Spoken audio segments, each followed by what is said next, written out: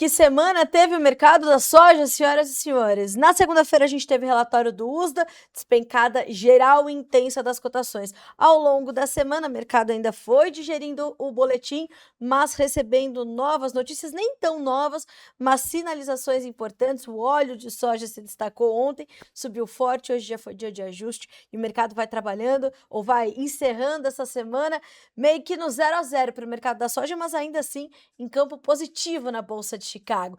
Quem vai nos fazer esse resumo de forma mais detalhada é Vitor Caso, consultor de mercado da Venda na Hora Certa. Vitor, boa tarde para você, seja bem-vindo, é um prazer recebê-lo. Muito boa tarde, Carla. Boa tarde a todos que nos assistem. Sempre um prazer estar fazendo esse fechamento de mercado na semana cheia de dados e informações, né?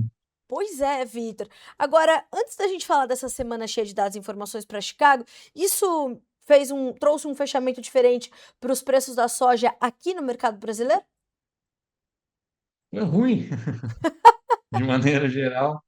Acho que hoje é um dia que a gente tem recebido o reporte dos clientes aí, trazendo uma recuperaçãozinha de preços da semana, né? Mas se a gente for pegar da semana passada para essa, a gente teve algumas quedas significativas aí de preço de soja em todo o Brasil, né? E aí, ao longo da semana, hoje melhorando um pouquinho do que foi, mas ainda assim os preços menores aí do que tinham na semana passada, né? Agora, Vitor, quando a gente olha para essa movimentação e para esses reportes, que sinal isso nos dá de para onde está indo o mercado brasileiro da soja, para onde estão indo os preços da soja do Brasil? Exato. Acho que o relatório do USDA é bom e ele reforça o negócio. O mercado ele trabalha em cima de percepções. Uhum. Ah, o USDA trouxe 178 milhões de toneladas. A Conab até mesmo cortou um pouquinho a produção, deixou 176 aí ao longo da semana. Certo ou errado, esses números, eles trazem essa percepção de uma oferta bastante grande de soja e isso vai pressionando preços. O início de colheita, né, em Minas, Mato Grosso, alguns outros estados, faz também com que o comprador se sinta mais confortável em relação à necessidade de ter que originar novos volumes. A gente viu em alguns corredores, né, isso acontecendo ali no primeira quinzena de janeiro até agora, mas daqui para frente talvez isso não tenha tanta relevância e um sinal aí vermelho para o produtor que ainda não vendeu para cobrir custo, né? E essa é a minha preocupação, viu, Vitor? Era o tempo todo essa semana a gente falando dessas áreas do país onde as contas já não fecham os custos de produção, onde o produtor já está no vermelho. A gente fecha a semana ainda com a identificação dessas regiões. Tem região que está fechando a semana no vermelho? A gente vai fechando praticamente todas as praças aí com quedas de 2 até 5 reais de preço, dependendo da data de pagamento que a gente está olhando. Mas a gente vê sim os preços recuando bastante, né? Da semana passada para essa, seja pela queda, Chicago realizou bastante, ou seja, pelo dólar também, que vem trabalhando hoje já vai fechar no 0 a 0 praticamente, mas o dólar também caiu bastante aí nessa primeira quinzena, né? Essa queda que você está me trazendo só nessa semana, Vitor? Exato, de sexta-feira para hoje. Uma semana, né? Eita. De sexta Aham. para sexta seria uma semana. Até. Vamos repetir esse número de R$ 2 a R$ 5 por 2 a saco? 5 reais por saco nas principais praças aí que a gente acompanha, de relação de sexta passada para hoje, né? Então, 7 dias aí a gente pode estar olhando. Então, acho que isso chama a atenção de quem ainda não vendeu, é, vai se tornando um jogo cada vez mais complicado daqui para frente, né? E, Vitor, esse quem não vendeu é uma parcela muito grande dos produtores. A gente está com o nosso índice de comercialização ainda baixo, o que quer dizer que a gente tem muitos produtores expostos ao risco. Exatamente. Tem muita gente que não vendeu lá atrás, né? E a gente ouviu dos clientes mesmo. Putz, eu não vendi lá atrás porque o clima era ruim, a ansiedade, como é que eu ia vender, né? E agora, né, depois que a safra se consolidou, acaba que também postergou, porque daí o preço caiu e ficou com aquela ancoragem lá atrás. E hoje, de novo, a gente olha o preço de semana passada e fala, putz, e se eu tivesse lá atrás aquele preço, será que eu venderia ou não venderia, né? E é o que a gente está fazendo para alguns clientes, algumas análises, alguns exercícios, em relação ao custo de carrego. Muitas vezes, né, se o cara não vai vender hoje, né, ele vai deixar para vender isso lá em abril, ou vai deixar para vender isso em junho, julho. A gente está falando de 5 meses, 6 meses. Hoje, com o juro de 1% que a gente está tendo ainda, só de juro são R$ 7 que você vai estar captando lá na frente. Então, se você vender esses R$ 7 melhor daqui 6 meses, você não ganhou, não perdeu nada, você só empatou, né? Se colocar o custo de armazenagem, recepção, outras coisas, é, e você vai somando, né? Para o cliente, a gente fez essa análise, chegou a R$ 12 o custo de carrego para 5 meses. Para ele ganhar R$ 12, ele vai empatar. Ele não perdeu, não ganhou nada, ele empatou. E tem o risco de queda ainda, né? Então, mais ansiedade, né? A queda dos cabelos que vai junto nesses 6 meses aí. Então, faz muito mais sentido, muitas vezes, comercializar para fugir desses custos e usar o mercado futuro para, se o mercado subir lá na frente, você vai participar, olhando aí para a Bolsa de Chicago. O Vitor, quando a gente olha para esse custo-carrego, mas ao mesmo tempo esse preço cedendo, o que que o produtor tem que fazer, portanto? Qual que é o ponto de inflexão para ele achar a hora certa de vender? Esse é seu foco, esse é seu mote, né, Vitor? É Ele tem que vender na hora usar a certa. ferramenta, ele tem que usar a ferramenta antifumo que a gente fez, Carla. Parece brincadeira, mas é verdade.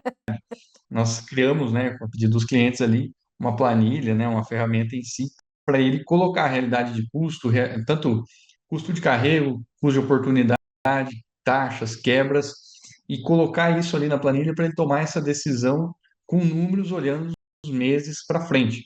Até segunda-feira a gente vai fazer uma aula ao vivo aí, pessoal, só dessa ferramenta, né, nesse momento importante de decisão. Eu acho que esse é um ponto que hoje resolve esse problema de quem ainda está esperando.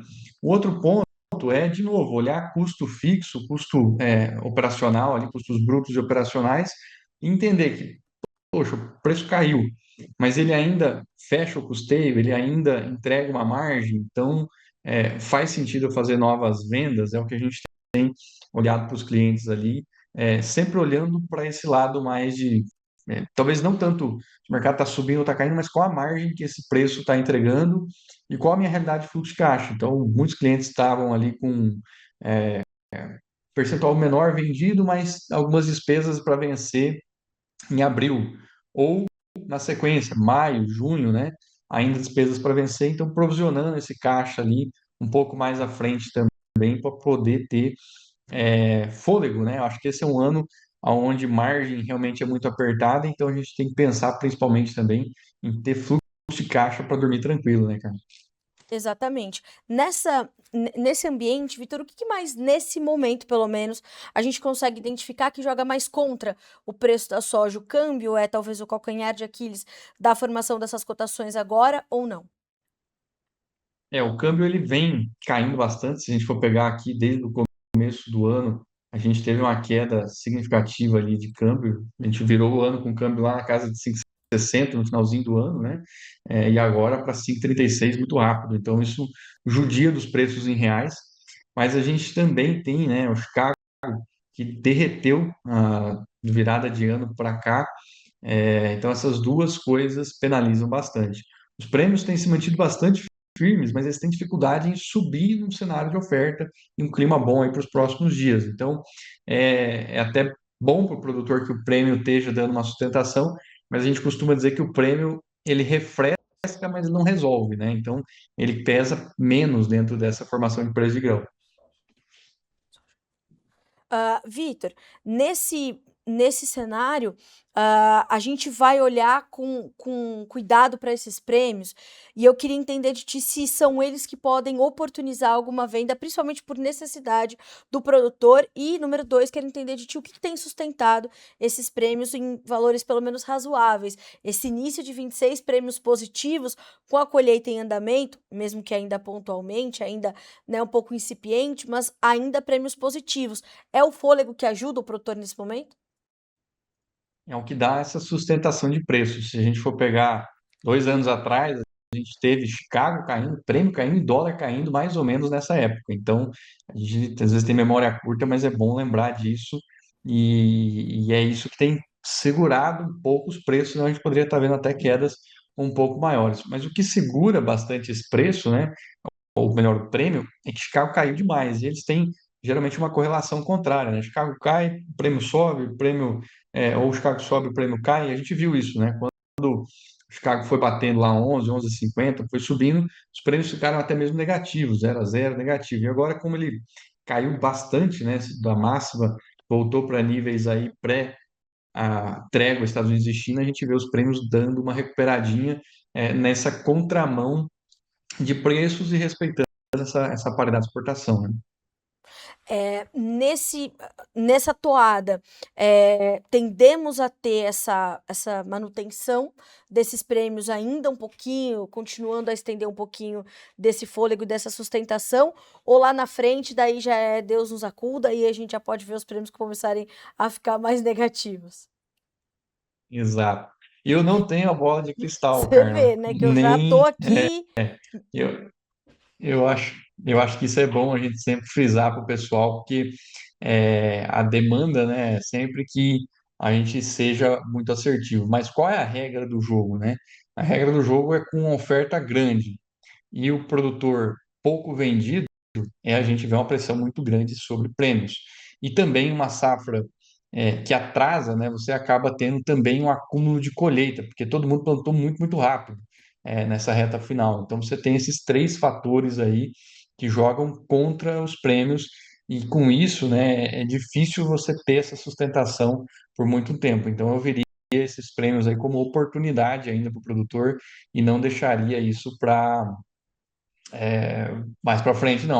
Eu acho que eu venho o ano inteiro falando isso, né? Não deixar para a última hora já chegou, né? Não dá para deixar muito para frente. E quando a gente olha, o segundo semestre, os prêmios já estão corrigindo, então é sazonal mesmo. A gente tem essa queda março, abril, pedaço de maio, e depois eles Uhum. começam a recuar maio para frente, a subir, né? Maio para frente, tende a dar melhores oportunidades por sazonalidade. Acho que isso é nada de novo aí, mas tem que ser dito, né? Tem que ser dito. Eu falei isso hoje de manhã no Bom Dia Agronegócio. Nesse mercado, até as obviedades precisam ser ditas, porque nós que estamos focados em acompanhar o mercado, você em analisar, a gente daqui desse lado de comunicar o mercado, a gente está o tempo todo em cima dele. O produtor que está colhendo, vendo peça do trator, da colheitadeira, quanto que está dando de produtividade, a margem, isso e aquilo, quanto é que está o fertilizante para 26, 27, ele não vai conseguir fazer esse mesmo acompanhamento É. constante. Então, a gente está aqui para dizer as obviedades, né, Vitor? Sim, sim, não tem que ser dito. E também tem uma coisa importante, cara, que é a ancoragem de preço. Uhum. Igual hoje, o preço tá ruim.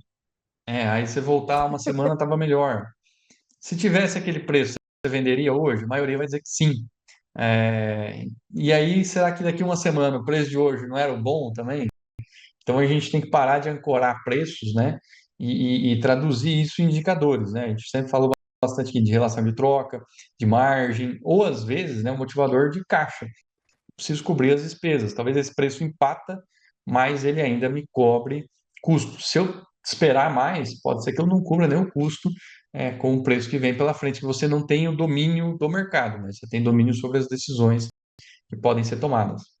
Muito boa essa reflexão, Vitor, porque se nós podíamos fazer isso há alguns anos, botar um foco de preço, um alvo no preço e persegui-lo e entender que o mercado tinha um comportamento constante de de movimentação em Chicago, do dólar, do prêmio. Hoje, com algumas distorções que o mercado vai apresentando, não dá mais para esperar muito esse comportamento tradicional ou Não. sazonal que o mercado tinha. Então, não colocar esse alvo ou ser inflexível em relação a ele é importante, né?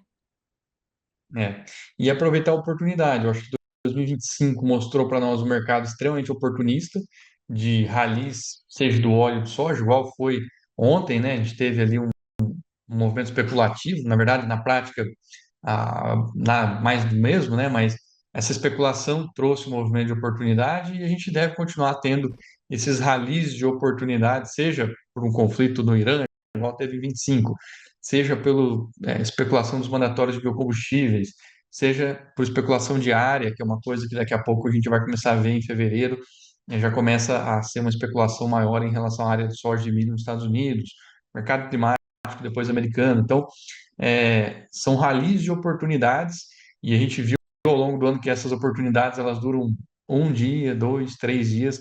Ela não são tendências, né, que ficam semanas indo para o mesmo lado. A gente teve um movimento talvez mais forte de tendência esse ano, mas que se frustrou com o acordo dos Estados Unidos e China ali, talvez o tiro saiu pela culatra, né? Vamos dizer assim, essas compras forçadas aí não se sustentaram, né? Tudo que foge à lógica, né? A gente já aprendeu isso com governos aí, tudo que é artificial, o mercado não gera sustentação no longo prazo, né? Ô, Vitor, você acha que se a gente fosse buscar, assim, no macro cenário, 10 analistas que apostavam no Rally da Prata, a gente acha? 10? No Rally Acho da que o da Prata prata de não. 2025? Não, não achava. Do ouro, Não. talvez, essa movimentação, né, dos conflitos geopolíticos, das guerras nos últimos anos, desde que estourou Rússia e Ucrânia, o ouro foi um porto seguro importante, agora a prata, meu amigo, que tava, era um dia depois do Sim. outro. Hoje eu vi uma manchete num portal internacional que dizia o seguinte: os ralis de 15% de alta no mercado da prata, eles não vêm mais em semanas ou meses, eles vêm no intraday. É assustador, hein, Vitor Caso? É. O ouro ficou caro, né? Mas eu acho Pois é. que esse é o ponto, né? A gente tem que. Essa geopolítica vai continuar no radar e ela vai continuar trazendo ralis de oportunidades. Tanto no Chicago, isso é válido, quanto também no câmbio com eleições, com tudo que a gente tem visto aí, isso também é, pode trazer oportunidade, mas aí trazendo para o dia a dia do produtor, né? Que a gente está falando vai dar uma oportunidade. O mercado sobe R$ 2, R$ 3. Essa é a oportunidade, né? E o produtor fala, agora eu quero 4, quero 5. É, E aí acaba não realizando o lucro e lucro bom é lucro no bolso, não na bolsa, né, cara? exatamente.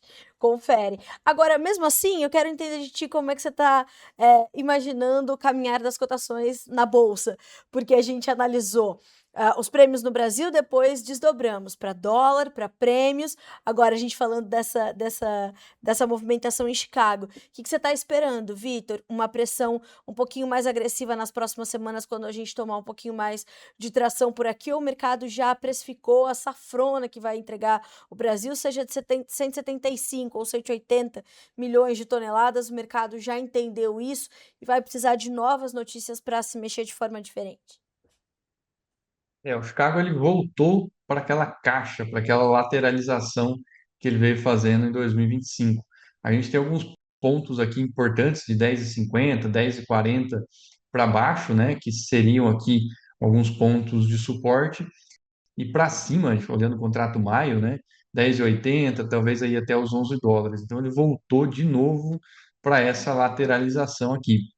Mas um avanço de colheita no Brasil poderia sim fazer esse Chicago cair um pouco mais. E também a gente tem que lembrar o seguinte: a soja no Brasil ela está uns R$ 10 mais barata que a soja americana. E aqueles 12 milhões de toneladas já acabou. Qual vai ser o comportamento da China daqui para frente, pensando em compras? É natural, né, é histórico que ela compre soja no Brasil nessa janela agora, fevereiro, março, abril, maio, aqui ela vem para a América do Sul. Caso ela de fato venha e morram as compras, vamos dizer assim, lá nos Estados Unidos de novo, né, sem esse incentivo político que custa caro para a China, R$ 10 por saco praticamente, a gente vai estar vendo esse Chicago sentindo a pressão de novo, tá?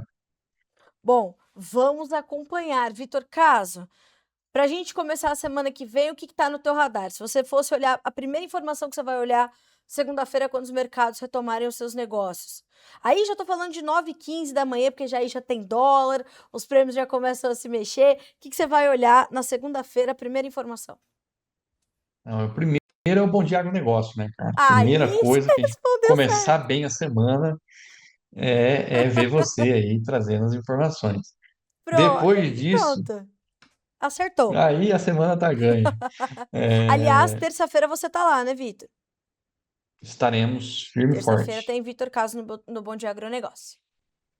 Então, acho que esse é um ponto, mas já é natural da gente olhar ali sempre a tela de cotações ali de como é que vai indo, né? Muitas vezes o produtor vê, não entende como isso correlaciona com o físico, mas isso traz sim movimentos importantes de oportunidade. Então, acompanhar como é que vai estar essas cotações de Chicago, acompanhar como é que vão estar aí também as cotações de câmbio e se tem mais alguma coisa política no radar. Eu acho que tanto política interna quanto política externa tem impactado muito o preço, né, para o produtor. Não que mude a estrutura de oferta e demanda, mas trazem ralis de oportunidades aí para tomar essa decisão. Então, para estar bem informado, primeiro estaria vendo aí o Notícias Agrícolas e depois as cotações. Mas tem que se preparar também para uma coisa que acontece entre os dias 24 e 25, porque aí o legado da Exato. comercialização está no ar, vem aí 2 dias de análise e, na prática, formação de estratégias de comercialização, que é o objetivo central do teu trabalho, né, Vitor? Que é trazer essa comercialização mais consciente para o produtor, não é isso?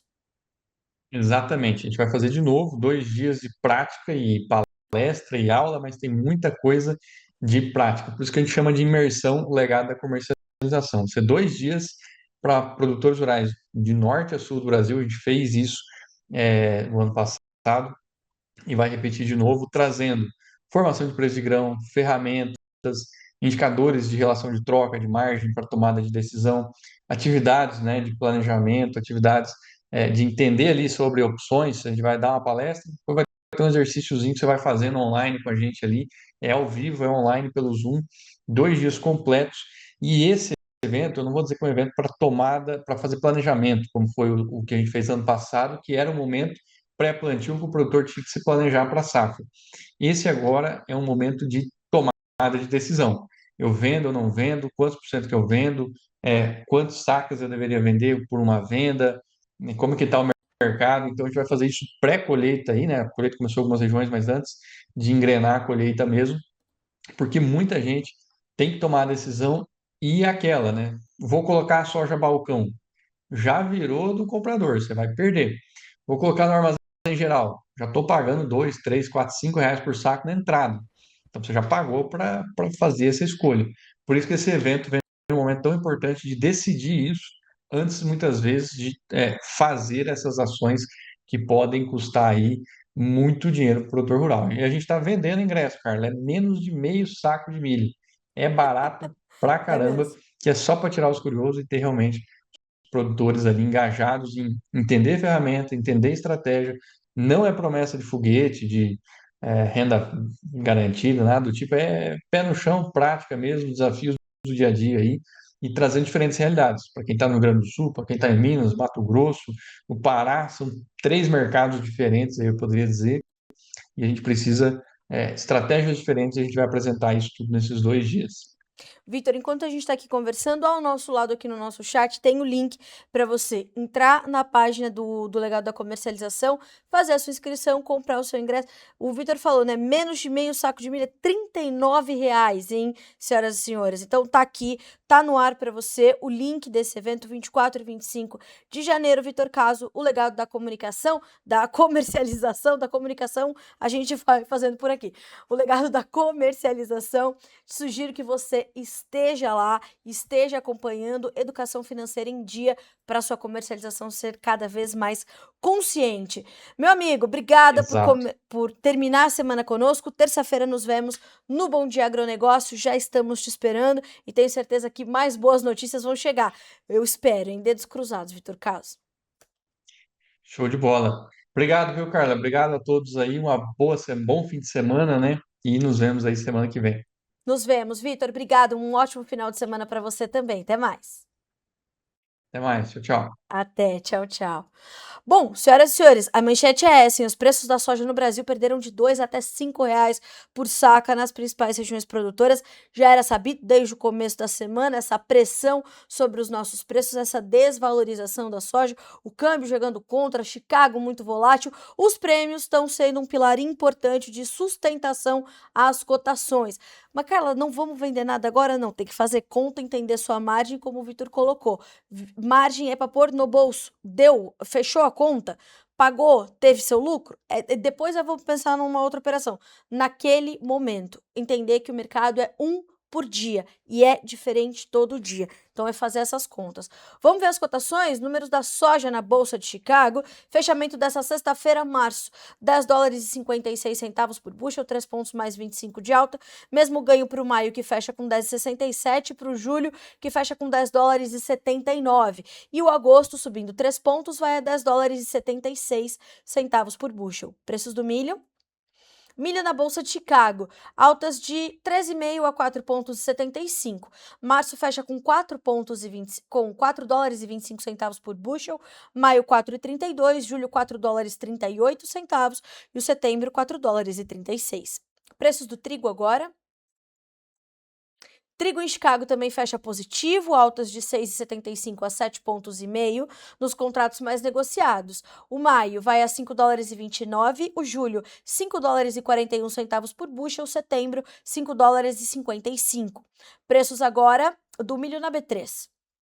Fechamento em campo misto, março, R$ 71,20 por saca, 0,08% de baixa. O maio, R$ 70,30, com uma queda de 0,07%. O julho, R$ 68,95 e uma alta de 0,1%. E o setembro, R$ 68,21, 0,09% de avanço somente nessa sexta-feira. E para complementar, o dólar vai caminhando para fechar a sessão desta sexta-feira com lateralização, com lateralidade, sem grande movimentação, mas em campo positivo, nesse momento, R$ 5,37, uma pequena alta de 0,07%. Atenção ao que vem na próxima semana, câmbio prêmios Chicago, geopolítica e a política interna também deverá pesar muito na formação dos seus preços ao longo desse ano. Estamos de olho e alinhando todas essas informações para que você seja sempre o produtor rural mais bem informado do Brasil. A gente volta já já com a programação da TV Notícias Agrícolas, informação agro-relevante e conectada.